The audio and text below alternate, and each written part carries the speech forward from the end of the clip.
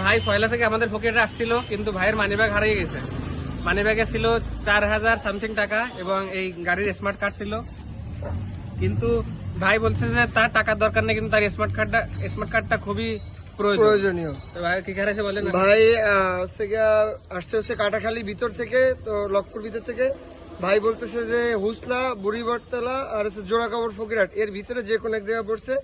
মানি ব্যাগে smart card ছিল আর 4000 plus টাকা ছিল।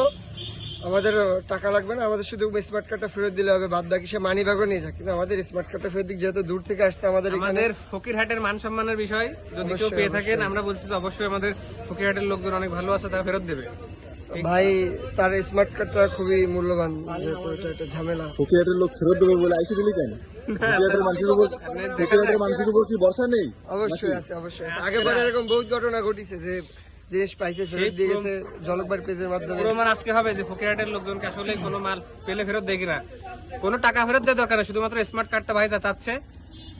যদি আপনারা যদি ফেরত দিতে না চান, শুধুমাত্র স্মার্ট কার্ডটা ফেলে দিয়ে আমাদেরকে ফোন দিয়ে বলতে পারেন যে ভাই ওইখানে ফেলে রাখছি, ওইখান থেকে নিয়ে যান, তাও সমস্যা নাই। কিন্তু আমাদের স্মার্ট কার্ডটা ফেরত দিয়েন ভাই, যেই পেয়ে থাকেন। সবাইকে ধন্যবাদ। ঠিকানা দিয়ে দেন।